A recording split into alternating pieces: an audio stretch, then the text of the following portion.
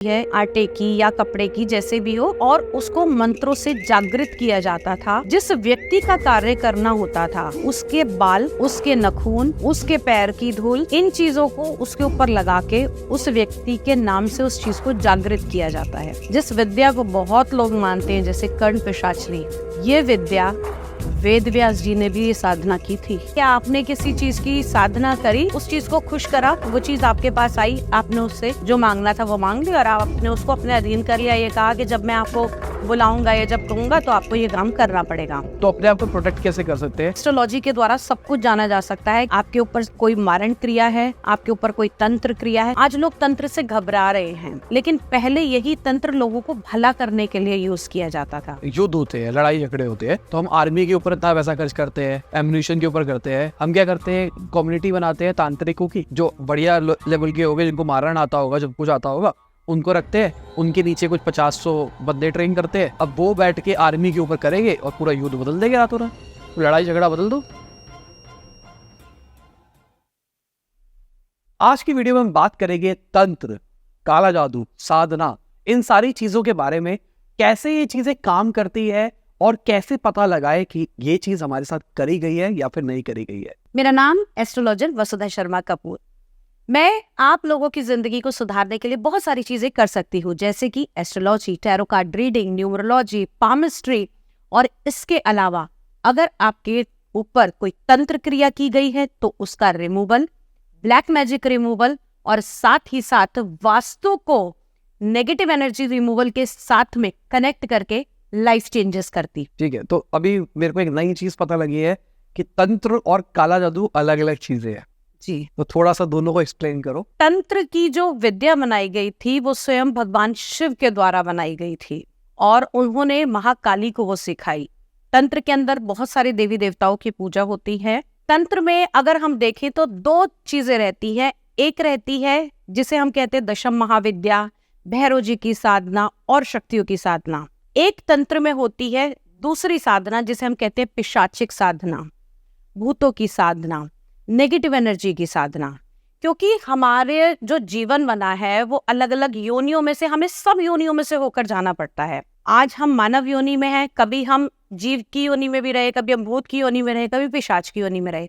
तो इन योनियों की अलग अलग सिद्धि होती है जिसे हम साधना कहते हैं और तंत्र कहते हैं। तंत्र एक बेसिकली सिस्टम है, किसी भी काम को करने का तरीका वो तंत्र कहलाता है। और तंत्र के अंदर होता क्या है कि चीजों को बड़ा ही स्मूथ तरीके से, आसानी से और शॉर्टकट में किया जा सकता है। तंत्र विद्या इसलिए बनाई गई। तो मतलब तंत्र का मतलब हुआ कोई भी काम को करवाना आराम से। और आपने बताया इसके दो वर्टिकल्स हैं, एक है पॉजिटिव, एक है नेगेटिव। पॉजिटिव के अंदर हम भगवान की साधना करते हैं और नेगेटिव के अंदर हम जो पिशाचनी वगैरह है उनकी साधना करते हैं और उनको कंट्रोल करने की कोशिश करते हैं। देखिए, आज हर चीज का ना सिनेरियो आज की डेट में चेंज हो गया है। आज लोग तंत्र से घबरा रहे हैं, लेकिन पहले यही तंत्र लोगों को भला करने के लिए यूज किया जाता था। बहुत सारी साधना है, कोई कान में बोल के, आपने इससे अवगत ही होंगे, कोई कान में बोल के बताती है, कोई दृश्य साधना बताती है। ये उस समय में इसलिए देखी जाती थी जब इतनी सारी चीजें नहीं थी, लोग कहीं बाहर चले गए, किसी का पता नहीं लगा, तो लोगों की भलाई करने के लिए कि वो व्यक्ति कहाँ गया, वो चीज कहाँ गई, तो उन चीजों से पूछकर उनका भला किया जाता था।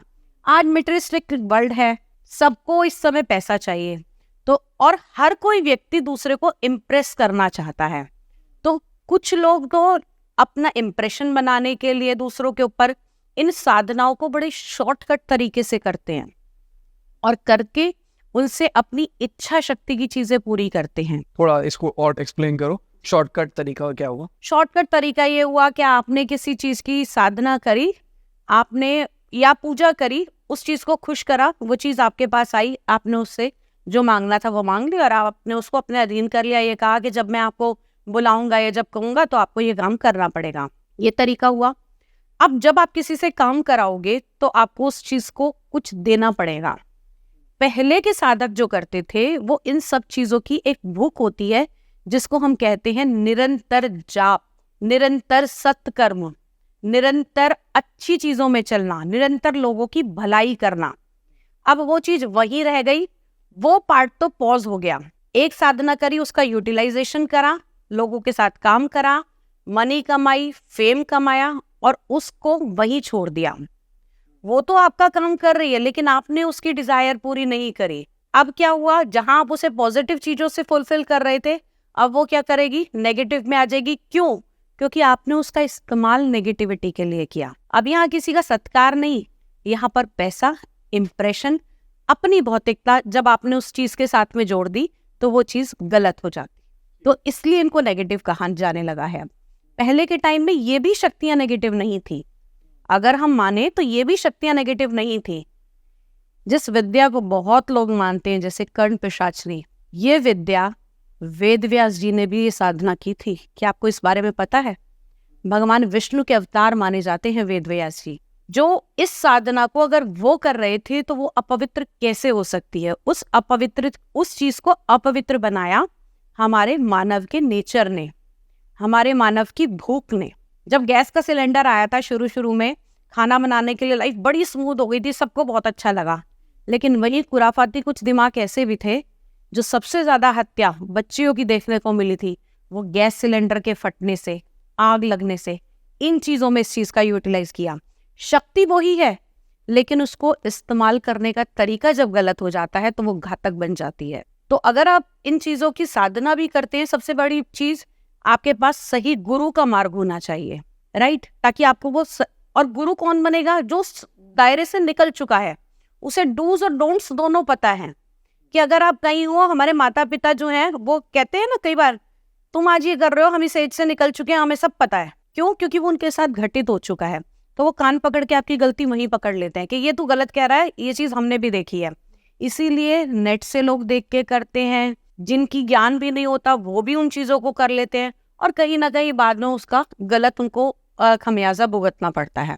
यहाँ पे एक सवाल निकल के आता है, मेरे एक दो बार पॉडकास्ट में बात करिए कर्ण पिशाचनी की, तो बहुत सारे लोग मान के चलते हैं, सिद्ध करके बैठे हो गए कर्ण पिशाचनी को। तो कर्ण पिशाचनी क्या एक ही है या मल्टीपल है? मल्टीपल हो सकती है ये। अच्छा, ये देखिए, कर्ण पिशाचिनी एक नाम है। साहिल खन्ना, खन्ना एक प्रजाति हो या आपका एक सरनेम हो गया, एक कम्युनिटी हो गई खन्ना, ठीक है? अब खन्ना में साहिल खन्ना भी होगा, साहिल खन्ना का ब्रदर भी होगा, वो सब खन्ना है, ठीक है? आपने किससे बात कर रही है, वो साहिल खन्ना है। आपने जिसे सिद्ध करा, जो एनर्जी आपके पास आई वो अलग हो गई। ये Karna Pishachini that is just only a dignity of विद्या, या जो भी जिसको भी हम पूजा कर रहे हैं या साध रहे हैं, ये एक वो डिग्निटी है। ये अलग अलग नहीं, एक नहीं है, अलग अलग हो सकती है। ठीक है। तो नॉर्मली जो आप बोल रहे हो पूजा कर दी है, पूजा और साधना में डिफरेंस है? हाँ, समझाओ थोड़ा सा। देखिए, पूजा आप रेगुलर जो कर रहे हो वो कर रहे हो, और साधना में ये होता है कि आपने एक लक्ष्य बांधा कि मैं आजीवन, सपोज मैं आजीवन इस चीज की पूजा करूंगा, साधना करूंगा। पहले मैंने टाइम ले लिया कि मैं 40 दिन, 21 दिन, 31 दिन ये कार्य करूंगा और उस बाउंडेशन में रहकर मैं उस चीज को पूरा करूंगा। जैसे टीचर ने एक एग्जाम देने के लिए एक 100 नंबर का पेपर बनाया, 100 नंबर के पेपर को पास करने के लिए आपको 33 मार्क्स तो मिलनी चाहिए। अब जिस विद्या की आप साधना कर रहे हो उसका एक पैरामीटर बना हुआ है कि आपको इतने दिन इस नियम को पूरा करना है। तो आप पास तो तभी हो जाओगे जब आप ये कर लोगे, लेकिन अगर आप और ज्यादा पढ़ाई कर रहे हो तो आप उस विषय में निपुण हो जाओगे। पेपर 100 मार्क्स का हो सकता है लेकिन तैयारी आपकी 200 मार्क्स की होगी। तो जब वो 200 मार्क्स की तैयारी होगी ना, तो आपको कोई बीट नहीं कर सकता। कहीं से कैसा भी एग्जाम आ जाए आप पास कर लोगे। यही साधना में होता है कि एक छोटे टाइम में करने के बाद में लोग अपने आप को साधक मान लेते हैं और उसको वहीं छोड़ देते हैं। अब नेक्स्ट, इससे मैंने काम कराना शुरू कर दिया, अब नेक्स्ट। लेकिन वास्तव में साधना वो होती है कि जो आपके साथ अंत तक चले। जिस चीज के ऊपर आप निरंतर काम कर रहे हो वो आपकी साधना है। साधना किसी चीज को, आपने किसी साधन को साध के रखा है, उस चीज को रेगुलर करके अपने अंदर समा रहे हो, वो साधना कहलाती है। ठीक है। तो अगर हम साधना करते हैं और वो एनर्जी हमारे पास आ जाती है, उसको हम कहते हैं हमने सिद्ध कर लिया। तो एक बंदा मल्टीपल चीजों को भी सिद्ध कर सकता है? हाँ, कर सकता है। तो फिर वो मल्टीपल साधना भी करनी पड़ेगी। जैसे एग्जांपल के लिए कोई आज पूजा कर रहा है, जिससे मान लो कोई 5 एंटिटीज है जिसको उसको। अब मैं आपको यहाँ चीज क्लियर करती हूँ। जैसे दशम महाविद्या है, ठीक है? दशम महाविद्या में देवी के अलग अलग रूप हैं, मातंगी, धूमावती, भुवनेश्वरी, बगला माई और त्रिपुर सुंदरी। तो अब दशम महाविद्या में आप एक मंत्र में दशम नाम ले सकते हो इनके। तो आपको हर मंत्र की अलग अलग जाप करने की जरूरत नहीं है, लेकिन सोर्स कौन है इन सबका? आदि शक्ति भवानी, राइट? तो आप पेड़ के लिए जरूरी नहीं है कि हर प्लांट के हर पत्ते को जल दिया जाए, नरिश जड़ को करो ना। जिस जड़ से आप इसके अंदर आए हो, जो इसका उद्गम है, आप उसे समझो। अलग अलग साधना कर रहे हो, लेकिन उन साधनाओं का सोर्स कहीं ना कहीं एक होगा, क्योंकि जब हम जिस चीज में पढ़ते हैं हम उससे रिलेटेड फील्ड में आगे बढ़ते हैं। जैसे मैं एस्ट्रोलॉजर हूँ या टैरो कार्ड रीडर हूँ, मैं अध्यात्म में गई, मैंने क्या करा, पहले एस्ट्रोलॉजी सीखी, नहीं अब मुझे टैरो भी आना चाहिए। क्यों? जिसके पास डेट ऑफ बर्थ नहीं है वो क्या करेगा? टैरो पे। अब भाई टैरो से इतनी मेरे को लगता है कि नहीं, व्यक्ति को बिल्कुल एक्यूरेट टाइम चाहिए, तो हाथ देखना आना चाहिए। देन चलो हाथ में भी किसी के प्रॉपर रेखाएं कई बार नहीं दिखती है, फिर क्या आना चाहिए? Date of birth. न्यूमरोलॉजी पे आ जाते हैं शिफ्ट होके। तो आप जिस फील्ड में हो आप उसी में आगे बढ़ोगे। अगर आपने एक बार पॉजिटिव एनर्जी टच कर ली तो आपको उसकी भूख बढ़ जाएगी, तो आप धीरे धीरे उसी को जानने लगोगे। लेकिन सोर्स कौन सा रहा? आज भी मैं किस पे बात करती हूँ? एस्ट्रोलॉजी। कि अगर आपकी कुंडली में ये योग बन रहा है, या अगर आपकी कुंडली के देवता, आपकी कुंडली के ग्रह ये अलाउ करेंगे, तभी आप ये साधना कर पाओगे। नहीं तो कितनी भी मशक्कत कर लो, बीच में आदि छूट जाएगी, मन हट जाएगा, या आपके अंदर उसकी पात्रता नहीं होगी। अच्छा, ऐसा भी है? ऐसा होता है। मतलब लॉजिकली दशा चल रही हो अगर कोई स्पेसिफिक व्यक्ति के प्लैनेट। अब क्लास में पढ़ने वाले 40 के 40 बच्चे तो आईपीएस नहीं हो सकते, लेकिन सोर्स पढ़ाने वाला तो एक ही टीचर है ना। तो हर व्यक्ति की अलग सोच है, अलग समझ है। ऐसे ही हर व्यक्ति के अलग प्लैनेट्स हैं, हर व्यक्ति की अलग ग्रह दशा है। क्यों? आपने देखा होगा कि बहुत से लोग होते हैं पूरी लाइफ स्कैम करते हैं, नहीं पता लगता। एंड ऑफ द डे जब लास्ट टाइम आता है तब जाके सारे स्कैम एकदम से खुल जाते हैं, तो बनी बनाई जिंदगी की जो कीमत है वो खत्म हो जाती है। वहीं अगर हम KFC को देखें, आज एक एस्टेब्लिश ब्रांड है, पूरी जिंदगी निकाल दी ना, कब जाके बना वो व्यक्ति? लास्ट में। तो एक टाइम पीरियड, एक ग्रह दशा और आपके ग्रहों की डिग्री, ये सारी चीज डिपेंड करती हैं। एस्ट्रोलॉजी को वेदों में ज्योतिष का नेत्र कहा गया है कि व्यक्ति के साथ क्या होने वाला है या तो वो एस्ट्रोलॉजर जान सकता है अगर उसको ज्ञान है तो, या वो खुदा जान सकता है जिसने उसका भविष्य लिखकर उसकी वो कुंडली बना दी। तो एस्ट्रोलॉजी के द्वारा सब कुछ जाना जा सकता है कि आप साधना के योग्य हैं, आपके ऊपर कोई मारण क्रिया है, आपके ऊपर कोई तंत्र क्रिया है, सब कुछ एस्ट्रोलॉजी पे पता लग सकता है। क्रिया जो बता रहे हो, एक बार क्रिया एक्सप्लेन करो। हमने शायद लास्ट वीडियो में बात करी थी कभी 6 क्रियाओं के बारे में। हाँ, देखिए इसको डिटेल में सोचते जिनको जानकारी है वो 6 क्रिया ही आज के टाइम में बहुत ज्यादा प्रचलित हैं। लेकिन अगर मैं बताऊं तो तंत्र में 9 क्रियाएं हैं। मारण, मोहन, वशीकरण, आकर्षण, विद्वेषण, उच्चाटन। इसके अलावा क्रिया होती है स्तंभन, शोभन, और सबसे लास्ट होती है मोक्ष। वियर्ड लग रहा है ना, लेकिन तंत्र से भी मोक्ष पाया जा सकता था और आज भी पाया जा सकता है, अगर आप उस तंत्र को, आप उस विद्या को, इन कर्मों को सत्कर्म के लिए यूज करो। क्योंकि अगर मैं कहूं कि सबसे पहले हम ले लेते हैं कि किसी चीज को वशीकरण, आज की डेट में बड़ा प्रचलन में है। मैडम, मेरे पास भी सुबह से शाम तक कितने फोन आते हैं, मैम मैं उससे प्यार करता हूँ, उसके साथ वशीकरण करा दो, मेरे घर में नहीं बनती उसके साथ वशीकरण। वशीकरण कोई ऐसा सब्जेक्ट नहीं है कि आप उठा के किसी पे भी यूज कर दो। वशीकरण का पहले यूटिलाइजेशन होता था जो घातक जानवर होते थे उनको कंट्रोल करने के लिए। वो पिक्चर गोविंदा वाली, महाराजा में क्यों किया जाता था? क्योंकि पहले इतनी सारी चीजें नहीं थी, लोग साधना करते थे, पूजा पाठ करते थे और जंगलों में करते थे। जंगलों में क्या होता था, आप साधना में हो, वहीं से कोई आया, शेर आ गया, हाथी, आप उससे लड़ तो नहीं सकते, ना आप उठ सकते हो। आपके नेत्रों में वो ऊर्जा होती थी जो केवल आंखों से देखकर उसको वहीं की वहीं रोक कर वशीकरण करके आप जैसा कराना चाहते थे वैसा ही काम हो जाता था। ये था वशीकरण। अब स्तंभन का कार्य होता है किसी चीज को रोक देना, स्तंभित कर देना। आपके साथ कुछ बुरा होने वाला है, आप कभी भी समय की गति को नहीं रोक सकते, लेकिन व्यक्ति की गतिविधि को रोक सकते हो। थोड़ा एक्सप्लेन करो। जैसे किसी ट्रैक पे गाड़ी जा रही है, आप रास्ता नहीं रोक सकते, उस ट्रैक को चेंज नहीं कर सकते, लेकिन एक्सीलेटर और स्टॉप बटन तो आपके हाथ में है। आप गाड़ी को थोड़ी देर के लिए स्पीड कम कर दोगे तो आगे होने वाली चीज के लिए आपको टाइम मिल जाएगा। वो घड़ी आपने निकाल दी कि अगर बहुत जल्दी हिट होने वाला था या कुछ होने वाला था तो आपके दिमाग में इतना टाइम बच गया कि आप ये देख लो कि मैं भाई साइड हो सकता हूँ, स्पीड कम कर सकता हूँ, सामने वाला निकल जाए। थोड़ा टाइम आपने पॉज किया, स्तंभित किया, तो आपको वो एक टाइम पीरियड मिल गया ताकि आप उस टाइम पीरियड को निकाल दो जिस घड़ी में वो घटना होने वाली थी। घड़ी का खेल है बेसिकली। तो यहाँ पर स्तंभित करके चीजों को रोका जा सकता है। जैसे अगर किसी का अच्छा टाइम चल रहा है तो उसको रोका जा सकता है। आजकल तो ईर्ष्या के लिए ही लोग रोकते हैं। स्तंभन को ज्यादातर ईर्ष्या के लिए किया जाता है कि व्यक्ति का ये काम ना हो, इसको यहीं रोक दो। अब देखो, जैसे अभी करंटली एक केस आया मेरे पास, उसमें क्या हुआ, 2 लोगों का प्रमोशन होना था। एक डिजर्व करता था, दूसरे को टाइम ज्यादा हो गया था लेकिन वो डिजर्विंग नहीं था। तो उसके मन में ये ईर्ष्या हो गई, ये कल का आया वो बच्चा मेरे से पहले प्रमोशन दे रहा है, तो मुझे ये बोल रहा था कि आप ऐसा कुछ कर दो, इसका प्रमोशन रोक दो, इसका रोक के मेरा हो जाए। और अगर इसका भी नहीं हो, अगर मेरा भी नहीं हो रहा तो कम से कम इसका भी ना हो, बाद में जो होगा वो मैं देख लूंगा। तो दैट मीन्स वो उस टाइम पीरियड को हटाना चाहता था या उसके प्रमोशन को स्तंभित वहीं करना चाहता था। तो ये चीजें अब यहाँ पर स्तंभित करने का काम क्या गया कि मैं ये कह देती, मैंने उसको कह दिया कि अगर वो डिजर्विंग है तो वो जरूर करेगा। क्यों? क्योंकि उसकी नियति, उसका भाग्य, उसका कर्म उसके साथ में है। आप किसी का कर्म चेंज नहीं कर सकते। अब लोग क्या करेंगे, जो पैसे के लालची होंगे वो कहेंगे ठीक है यार मैं कर दूंगा, काम हो जाएगा। या जिसके मन में ये चीज आ गई होगी कि हाँ मैंने ये काम करना है, मेरे को क्या जा रहा है, मेरे कोई जानने वाला थोड़ी है। तो यहाँ पर सिर्फ और सिर्फ खेल आपकी आत्मिक शक्ति का है कि क्या आपकी आत्मा आपको गवाही दे रही है। तो इस तरीके से स्तंभन भी किया जा सकता है। किसी का भी स्तंभन, तो मतलब किसी को कोई चीज मिलनी थी, हमने उसको स्लो डाउन कर दिया, हाँ, पर मिलेगी जरूर, क्योंकि जरूर अब नहीं मिलेगी तो थोड़ा और मेहनत करेगा। भाई उसके कर्मा, लॉ ऑफ कर्मा भी तो उसका काम कर रहा है ना। वो यहाँ से उसको जॉब से निकाल दोगे, वो फिर से जीरो से स्टार्ट करेगा, क्योंकि जो चीज उसको मिल रही है वो उसके भाग्य की और उसके कर्म के आधार पर है। उसे किसी ने, तांत्रिक ने, किसी व्यक्ति ने, किसी कर्म कांड वाले ने, किसी ने उसको समर्पित नहीं किया है। वो किसी का गिफ्ट नहीं है।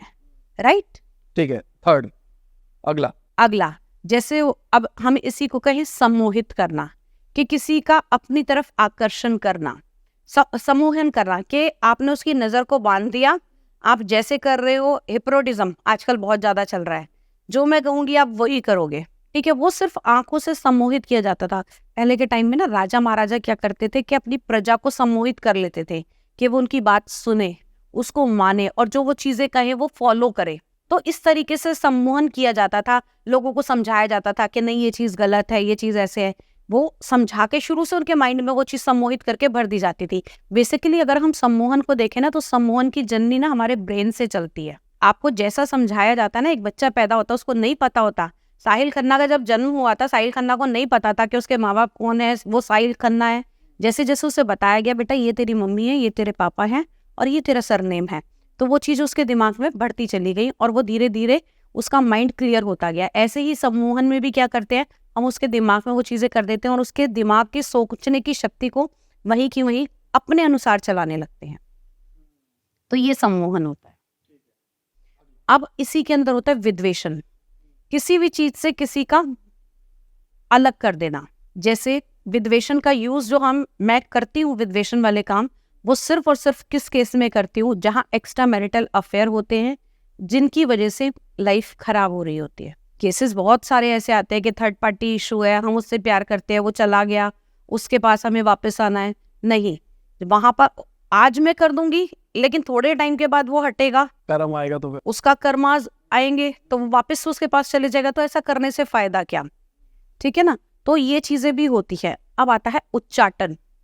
उच्चाटन का सीधा सीधा काम होता है हमारे मन से। कहते ना यार, इस आदमी से तो बात, मेरा मन ही हट गया। आधे से ज्यादा काम हम लोग जो करते हैं, मानव जो करते हैं, वो काम करते हैं अपनी आत्मा से, अपने मन से, राइट, इमोशनली अटैच होकर। तो इसमें क्या करते हैं, हम सामने वाले के साथ में इमोशन को हटा देते हैं। अब इसका पॉजिटिव यूज कहाँ करा जा सकता है? जैसे किसी को गलत लत लग गई, उसको उससे उसका मन हटा दिया गया। किसी को कोई गंदी ऐसी आदत है, जैसे बहुत से लोगों ने अपने घर भी बर्बाद कर लिए, जुए की लत लग गई, शराब की लत लग गई, तो यहाँ पर अगर इस चीज का यूज करा जाए तो बहुत अच्छा है। और साथ ही साथ उच्चाटन में ऐसा भी होता है कि कई बार लोग इसका गलत इस्तेमाल कैसे करते हैं कि ये मुझसे ज्यादा ग्रो कर रहा है, इसका बिजनेस से ही ध्यान हटा दो, बिजनेस से ही मन हटा दो, इसका मन ही ना करे काम करने का, तो वो क्रिया भी होती है इसके अंदर। अब इसके अंदर अगली क्रिया अगर हम ले शोभन, किसी चीज को बहुत ज्यादा शोभित कर देना, उससे अब जैसे अगर मैं कहूं कि मैंने आपको शोभन क्रिया करी है, तो आपको क्या होगा, पूरी दुनिया में और कोई नजर नहीं आएगा, सिर्फ मैं ही नजर आऊंगी। तो ये कार्य भी होता है कि आपके पास कितनी भी चीजें हो, कोई कुछ भी समझाए, आपको सिर्फ दिखाई और समझ फिर वो ही व्यक्ति है। तो इसका पॉजिटिव क्या था?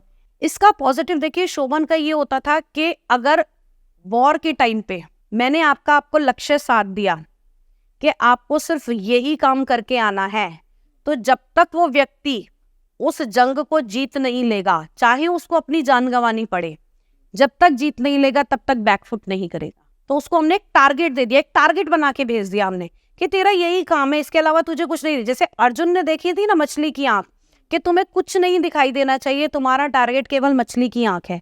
ऐसे ही हम इसमें भी कर सकते हैं। मोक्ष, मोक्ष का मतलब इन संसारिक चीजों से मैं और साहिल बात कर रहे हैं, मैं इसका अच्छा कर रही हूँ, मैं उसका बुरा कर रही हूँ, इसने ऐसा कर दिया, उसने वैसा कर दिया, इन सब चीज के परे है मोक्ष। यानी कि अब सब चीज से तृप्त हो चुके हैं, अब इस दुनिया में वापस आना ही नहीं चाहते, दोबारा जीवन ही नहीं लेना चाहते। भगवान इस 99 के चक्कर से हमें अलग कर दे, दैट इज मोक्ष। तो मतलब तंत्र मोक्ष में दिला देगा? बिल्कुल दिलाएगा, भावना जैसी होगी। मतलब कोई किसी के पास जाएगा और उसको मोक्ष चाहिए तो उसको कहेगा करना आपको पड़ेगा मोक्ष के लिए, कर्म तो आपको करना पड़ेगा ना। मेरे को लगा कि तांत्रिक के पास गए वो मोक्ष दिला देगा। वो कैसे आपको मोक्ष दिला देगा, वो तो आपको रास्ता बताएगा। कभी भी ये याद रखिएगा, दुनिया में कभी भी कोई किसी की डेस्टिनी नहीं बदल सकता। साहिल के पेट में दर्द है, मैं दवाई प्रिस्क्राइब करके दूंगी, साहिल पहले टैबलेट खाएगा, देन साहिल के पेट का दर्द ठीक होगा।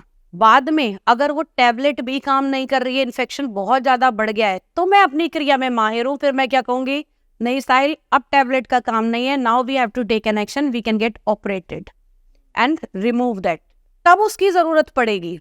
तो मोक्ष तो आपको खुद को पाना है, तो धीरे धीरे उसकी क्रिया तो आपको करनी पड़ेगी। अब जैसे मैंने बताया ना कि ट्रीट करना पड़ेगा, तो ट्रीट करने के लिए सम्मोहन, वशीकरण पहले आपको बताया जाएगा। इसका बड़ा स्लो प्रोसेस होता है कि जैसे मैंने आपको बताया, किसी का वशीकरण खत्म करना है या ये सारी चीजें करनी है, गजेंद्र मोक्ष का पाठ करो ना आप, 1 साल गजेंद्र मोक्ष का पाठ करो लगातार, आपके अंदर वो इच्छा शक्ति होनी चाहिए, आपके अंदर वो आत्मशक्ति होनी चाहिए कि मैं ये पाठ करूंगा ही करूंगा, 10 चीजें छोड़कर करूंगा। तब ना मिले आपको तब बताना आप, लेकिन क्या कोई इतना टाइम देना चाहता है? नहीं, मैं सीधा सीधा कहूंगा कि भैया मैं क्यों करूंगा, मैं सामने वाले से कहूंगा कि तुम इस चीज में एक्सपर्ट हो, तुम ही कर दो। तो उसके लिए फिर एक्सपर्ट की जरूरत होती है। ठीक है, मोक्ष जो है वो खुद ही करना पड़ेगा, बाकी तरीका बता सकता है सामने वाला व्यक्ति। ठीक है, और बाकी सारे के सारे कोई और कर सकता है। अब मोक्ष पाना ने भी हर किसी के बस की नहीं है ना, मैं सब चीज कह दूं नहीं साहिल सब बेकार है, सब कुछ छोड़ दो, मोक्ष पाना है तो लोगों की सेवा करनी शुरू कर दो। आप कहोगे मैम मेरे घर कैसे चलेगा, अगर मैं मोक्ष पाऊंगा तो कैसे करूंगा, तो फिर मैं क्या कहूंगी, नहीं साहिल धीरे धीरे करके चीजें करनी शुरू करो। आज आपकी जो जिम्मेदारी है आज इसको पूरा करो, लेकिन इसके साथ एड ऑन ये चीज अच्छा कर्म कर दो। जब जिम्मेदारी थोड़ी और कम होगी तो एक कर्म और बढ़ाना, तो धीरे धीरे करके हम उस सीढ़ी की तरफ चलेंगे। पहली सीढ़ी में मोक्ष नहीं मिल जाएगा, एक एक स्टेप करके आपको आगे बढ़ना पड़ेगा। एक क्रिया रह गई इसके अंदर, द्रावण की क्रिया भी होती है। द्रावण करना होता है द्रव्य कर देना, उस चीज को इस लेवल पे लेकर आना कि वो बिल्कुल लोअर डाउन हो जाए। द्रव्य देखा है आपने, लिक्विडिटी देखी है पानी की, बिल्कुल लोअर हो जाता है, उसको जहां फैलाते हो वो फैलता चला जाता है, और जिसके अंदर ढालते हैं वो वैसा ढल जाता है। द्रव्य कोई भी होगा उसको हम अपने अकॉर्डिंग ढाल सकते हैं, ये द्रावण क्रिया कहलाती है। इसके पॉजिटिव नेगेटिव दोनों बताओ। देखिए पॉजिटिव तो ये है कि एक बहुत अकड़ू व्यक्ति है, उसकी लाइफ सही नहीं चल रही, उसको ठीक करना है, तो जो उसके शुभ चिंतक होंगे वो द्रावण के अनुसार उसको सही आइडिया देंगे, सही तरीके से चलाने के लिए। ठीक है बेटा अब तू हमारे हिसाब से चल, हम जैसे कह रहे हैं वैसे कर, उसके लिए किया जाता है। एक तरीका ये हो गया कि नेगेटिव ये हुआ कि अब मैं इसका कंट्रोल मेरे हाथ में है, यानी इसकी चाबी मेरे हाथ में है, अब मैं अपने भले के लिए, अपने अच्छे के लिए चाहे जैसा इसको चेंज कर सकता। क्या वो सिर्फ वही एक ही बंदा ही कर सकता है, सब कर सकते हैं उसको कंट्रोल? देखिए अगर करने वाला होगा तो वो कोई भी कर सकता है चीजें वापस, लेकिन वो वैसा साधक होना चाहिए। नहीं, जैसे किसी में द्रावण किया गया तो वो वैसा पर्सनालिटी बन गया, अब जिसने किया वही उसको जो बताएगा वो समझाएगा, यूजुअली तो वो ही करेगा उसको, क्योंकि रावण जिसने किया है वो ही करेगा।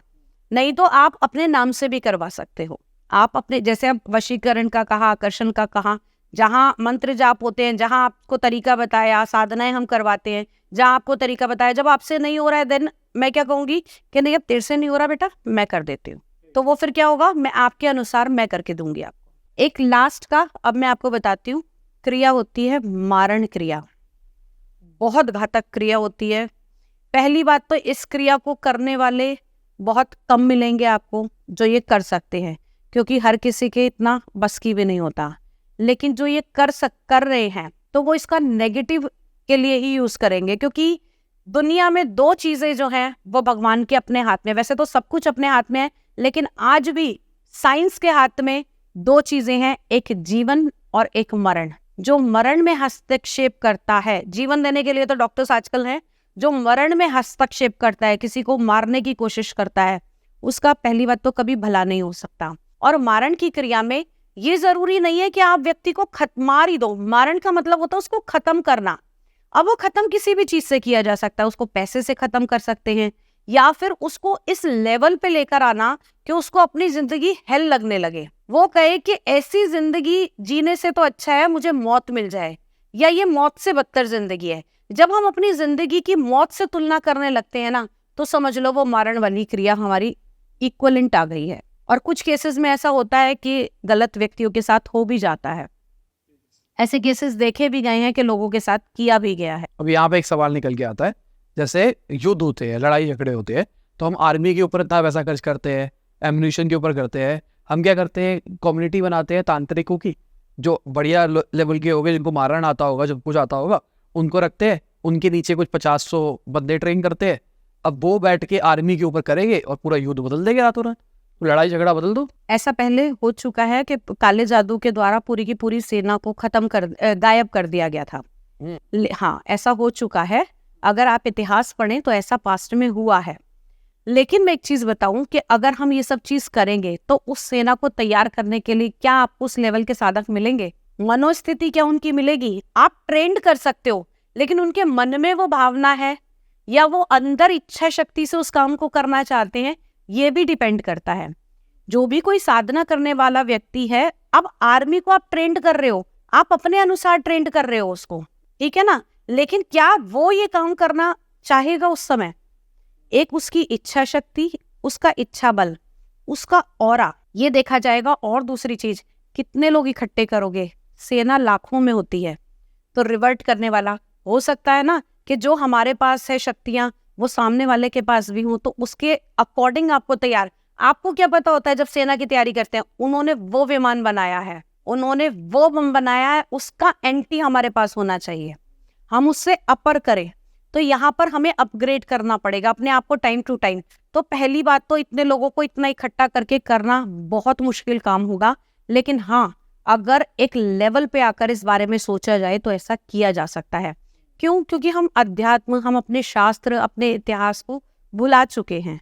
क्योंकि पहले के टाइम में अगर हम देखें ना, तो हर चीज अध्यात्म के, मंत्र के, तीन ही तो शक्तियां थी पहले हमारे पास, मंत्र, तंत्र और यंत्र। यंत्र कुछ भी हो सकता है, चाहे वो साधना का यंत्र है, चाहे वो लड़ने के लिए तलवार का यंत्र है।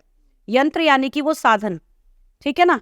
तंत्र यानी कि वो विधि, आपको वो क्रिया सिखाई जा रही है लड़ने की, या मंत्रों की वो क्रिया, या क्या किस क्रिया से आप इसे जीत सकते हैं। और मंत्र, वो एनर्जी पावर हमने क्रिएट करनी है। तो मंत्र, तंत्र और यंत्र, अगर इन तीनों के ऊपर ही चल के काम किया जाए, कोई भी कर सकता है इनके ऊपर चल के काम। और हर काम के अंदर अगर आप मेरे से छोटे से छोटी चीज की बात करो कि क्या इनको मंत्र, तंत्र, यंत्र से अटैच कर सकते हैं, कुछ भी साहिल अगर आप पूछना चाहो तो। सक्सेस, बिजनेस को ग्रो करना है, हाँ बिल्कुल कर सकते हो। मंत्र, तंत्र, यंत्र।